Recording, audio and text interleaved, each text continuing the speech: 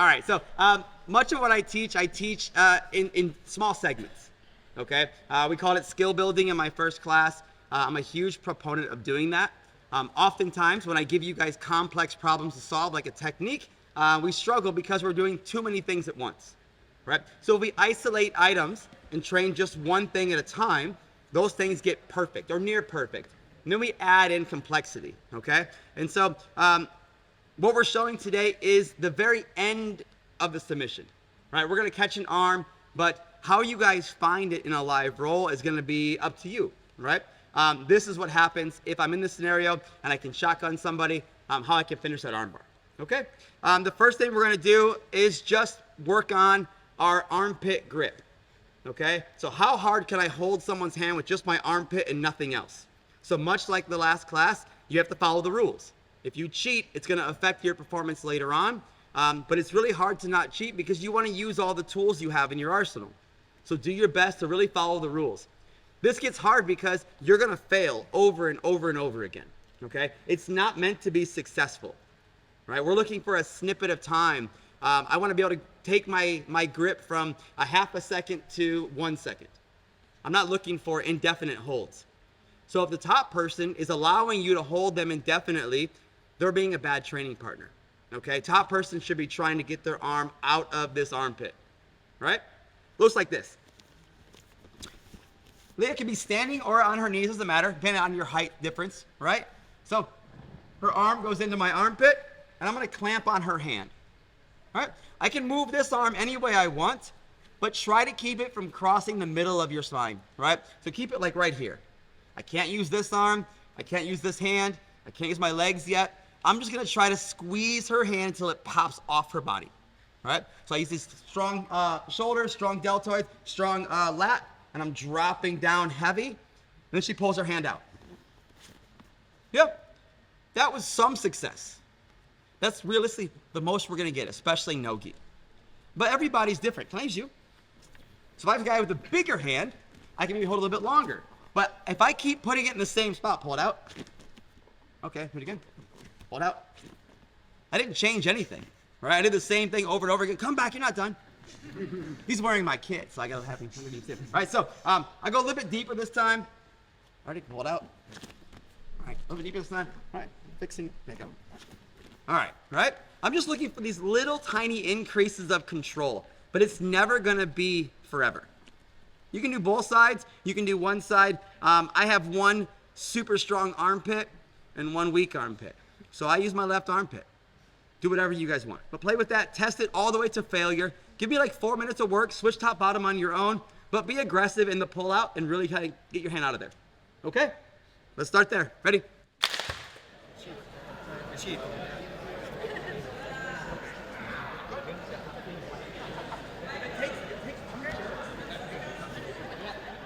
Cool, that's the class. Have a good night. Right? It's just a part of it, right? These are frustrating concepts because they fail so quickly, right? And we're so used to having these like long step techniques that end in a submission or whatever, but ultimately we're getting better at training just one small snippet of time, right? So it's really important we do this, even if it seems kind of silly. You will see your bite increase a lot just by playing this game, okay? I do this also with my neck, and so I'll put a hand here like a collar tie, and I'll pinch shoulder to ear and work on holding that hand there. No-gi especially, people who roll with me realize that like they put their hands anywhere and I can grab it, right? The goal is to have like 100 hands all over your creepy body, right? And so now we're gonna add in a C grip, okay? This C grip is gonna have my forearm trace Leia's forearm, and I'm gonna grab her elbow just above the lower arm bones. Okay, so kind of like where your radius and ulna hit your humerus, right above there, it gets kind of squishy. I want to lock in right there. Okay, it looks like this. I still have the armpit grip, like this. And for me, I use my middle finger instead of my index finger. I feel like I get a better bite on her arm from here. And then I use my index finger to kind of trace up on the tricep, right? And I hold just like this. So now we still find our most perfect grip, but we're gonna add that C grip in, and she's gonna pull her arm out. So I gained a lot more time there, right? We're still gonna fail. It has to fail, but it should be pretty strong. Keep an eye on what her elbow pit does, okay? A rotating hand is really hard to control, so a limp arm motion kind of swimming through omoplata shape will be the best way to escape this. So I gotta really make sure I'm flaring her elbow pit up towards the ceiling as much as possible, keeping this like inverted arm shape, not this omoplata shape, okay? So really drive that arm this direction. Can I use you again? So I bite. He has short sleeves, I can see a little better. I can grab right there. And I feel like I have big hands here, okay? Here is nothing, this is too much, right? Right in this sweet spot right here. This is where I feel the best, okay? So pull your arm out. Yeah, good. Now if I were to clamp it, all right, I'm gonna put my feet on your hips. Let them pick me up. Yeah, like I should be able to hang off that grip, especially when I include my feet. So this hand's loose, I'm squeezing. I couldn't do this and get picked up, right? This is impossible, right? So I'm gonna clamp. Is that okay in your elbow? Yeah. Come here, pick me up. And we can just chill here. And I'm not breaking his arm yet, right? But he can give me all this pressure, right? If I have my feet on, go ahead and shake it loose. Now think about if I add a little bit of braking pressure. This is why we train these things independently, right? You got to get good at biting that. Yes, can I help you? Yeah. Don't pick your partner up. I'm just showing you how cool I am, right? So this time, I'm cool for like 1 week a year. This isn't it. So just grab it. This time, keep your feet on the mat and like a seated butterfly. Don't get elevated. Just test it like that. We're gonna add the feet in next step, but don't go that far yet. Hold that shotgun grip. Play with the direction of the elbow pit and see how long you can hold this, okay? If you can get, usually if you get 2 pumps, that's pretty good, right? That's what she said. Keep it clean. Right? So give that a shot. Try your best. Don't do the same thing on repeat. Change your grip. If you have a high success, work to failure. Try a different grip that sucks. But this is our time to investigate grips and run experiments, okay? Give me like 3 or 4 minutes. Let's go, ready?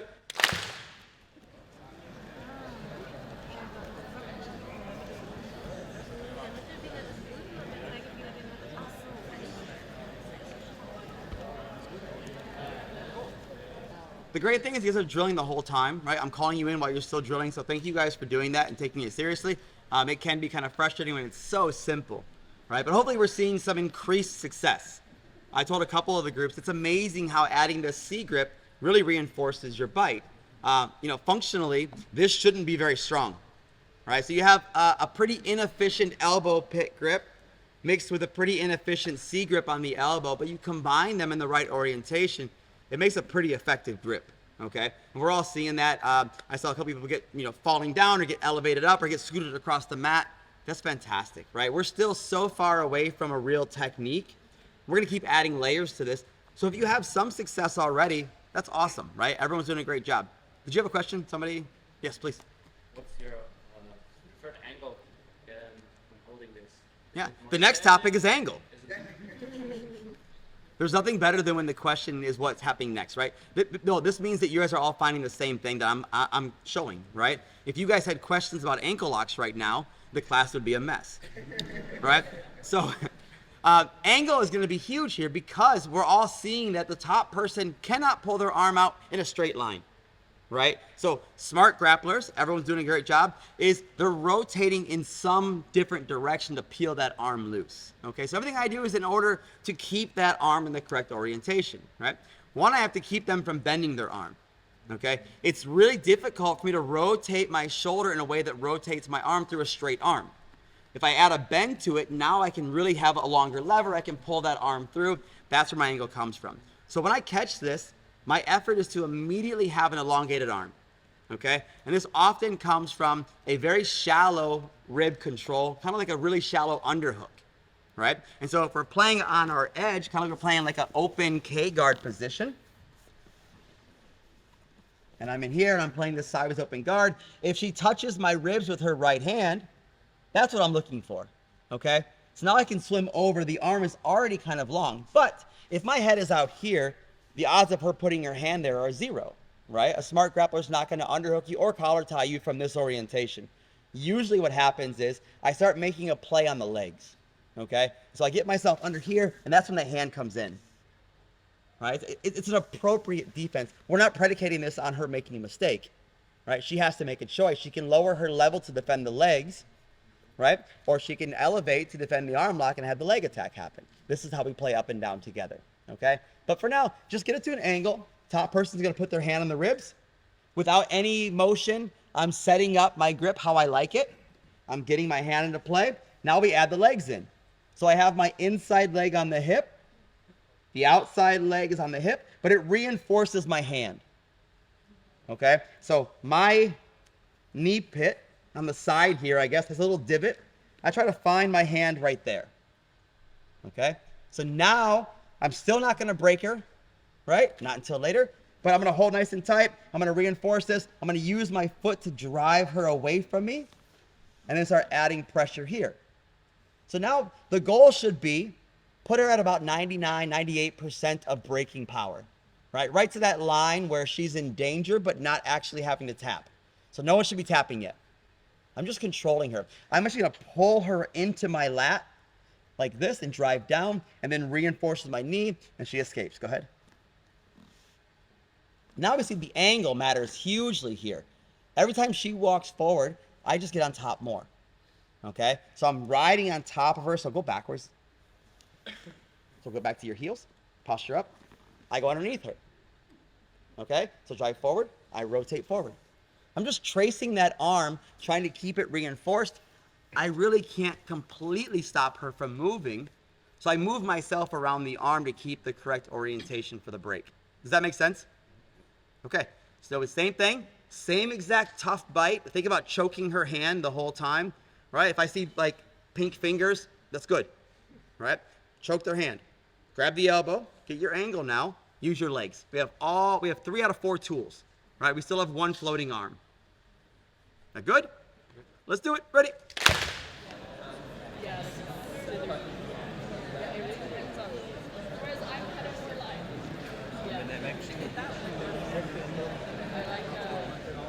All right, any questions so far?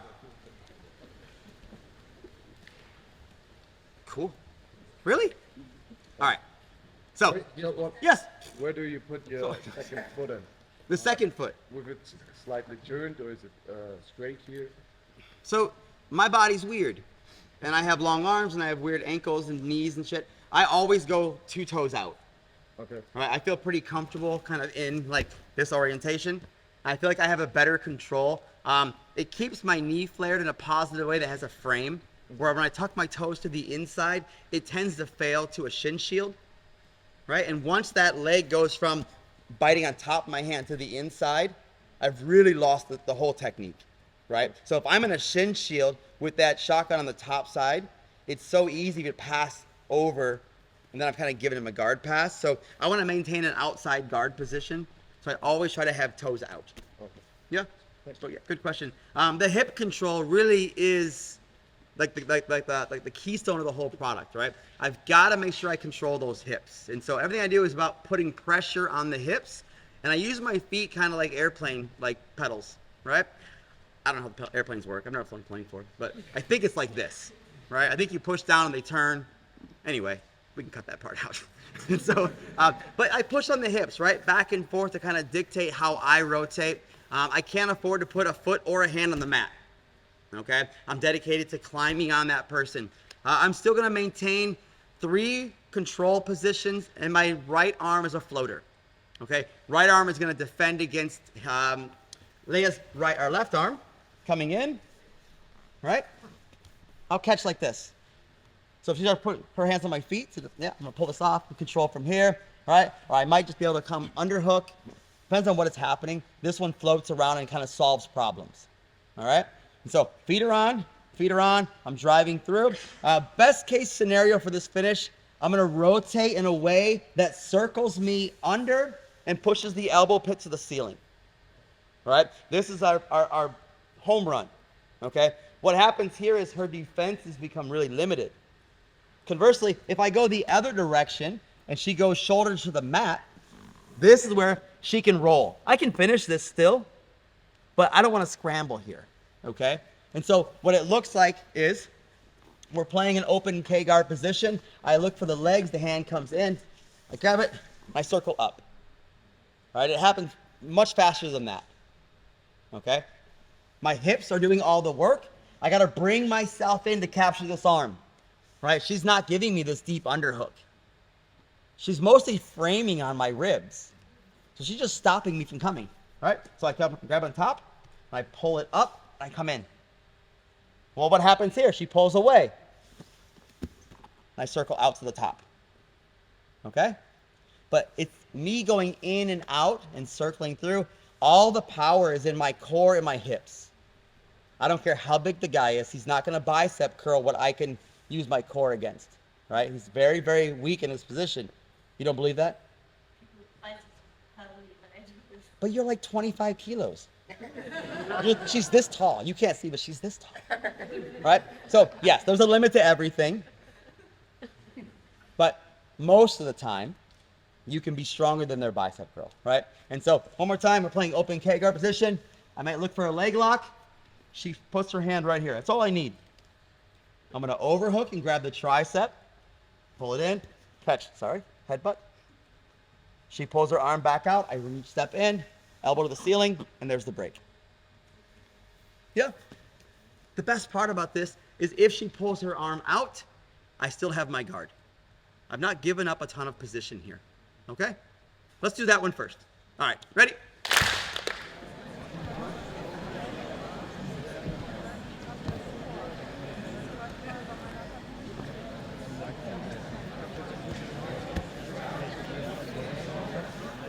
The goal here is to trace and kind of migrate with their body, okay? And so if they do go to a low shoulder, I'll have to go to shin across the back of the head, probably chase a forward roll and stay with the armbar. A lot of crazy things can happen from there.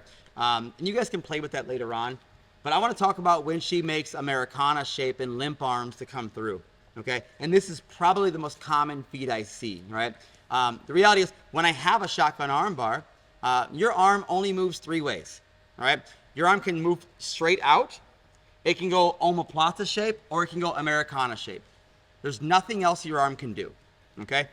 Omoplata shape is the most escapable position from a shotgun armbar. So I really want to try to avoid omoplata shape, right? This is where I have to really kind of move a lot and chase some things. And I have tools for getting to the back and chasing omoplatas from there. But let's talk about the Americana shape, right? And this funnels into my absolute favorite submission, the mirror lock. I think it's one of the strongest breaks we have in grappling. This is really a great little person versus big person technique. And this plays into it really, really well. So, everything's the same. I pummel inside, she grabs, I pull, and I'm here, okay? Now, as she goes to this Americana shape, it's more difficult than it seems to pull this arm back to an armbar shape, okay? So I can fight with this, but the reality is, most of us saw in that first drill that inside position strips the palm very easily, right? So I have to correct this right away. So all I'm going to do is, as the elbow comes in, I'm going to slip my hand and grab her collar, right? Even in no-gi. Like I have this invisible collar I'm going to grab. I don't want to do this grip, all right? Everybody wants to be a caveman and use their hands, but don't. You don't need it. This is significantly looser than just putting the back of my hand up on her collarbone. All right? Once we're here, let's test this, right? Without breaking, let's see if she can pull her arm out or put it back in. So she can go deep underhook and grab my shoulder or just pull her arm all the way out. If my grip is correct, go ahead and pull it out. No, she doesn't want to. This is terrible, right? Push it in, pretty stuck. Once we feel comfortable there, we add the break. My job is to circle underneath her and move her elbow to the ceiling, okay? I don't want to pull her arm out this direction. I'm just getting farther away from the arm. So I stay nice and close, maybe even closer. Maybe she goes collar tied to defend this and pulls me in. That's even better, right? Now we're strong. Yeah. Right? So we went for our leg lock, or we're just playing inside position. I feel the hand touch my ribs, I overhook, and I pull the arm deeper into my position. This leg can float here. For me, it'll end up being like a big swing. Then it comes back in and it reinforces. I go for the armbar, but she limp arms in Americana shape. My hand traces inside and I get closer to her, which she doesn't mind, right? I'm nice and high here. From here, I'm gonna keep tight. I'm gonna test it. Can you pull it in?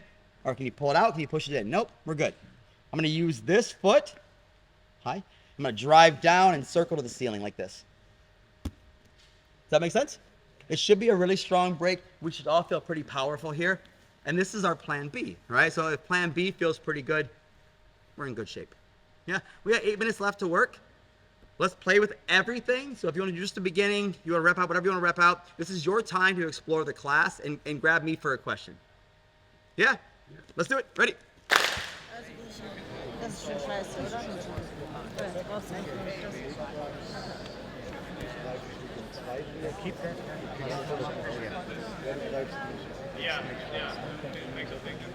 Guys, everyone did a great job. I love this because when it fails, 2 things happen. When it fails, I have not lost my position. I still have my guard. But more importantly, when it fails, top person is more afraid to underhook us or to even touch us, right? In a perfect scenario, they touch my head and I try to submit them. Touch my hip, I try to submit them. And they're like, fudge, YouTube. I can't touch anything, right? Like you're a hot plate. And you're just like, nope, nope, nope, nope. Everything's wrong, okay? This spamming submissions is great for that because try to pass guard without an underhook. It's really hard, right? So I take your underhook and make it my overhook. That reduces your guard passing options and increases my guard options, okay? And a real common theme I have in my grappling especially is my arms act as like ropes or like strapping, right? My arms will lock into you and hold on to you. And then now my legs' job is to make the submission happen. So don't forget that in this. Our arms locked in, but our legs did all of the breaking, okay? If I use my legs and allow my arms to get loose, they will escape, right? If I clamp with my arms and clamp with my legs, they're not going anywhere, but I also can't break them. So your body works in these 2 units of arms plus head and then legs. If my legs are clamping you, my arms can manipulate you. If my arms are clamping you, my legs can manipulate you. All clamping, control, all loose, chaos. They're all functional. But typically from your guard, they always work in this clamp, move, clamp, move, clamp, move. If you do things in this order, your control will increase crazy much, right? So think about that when you roll for all your guard techniques. If your arms are clamping, your legs can move. If your legs are clamping, your arms can move. It's really simple. Jiu-jitsu is easy. We just overcomplicate it. Cool? Any last questions? Okay, we have time for like a 10-second photo. So everybody sit in this circle. Sit down in this circle and face that direction. Go.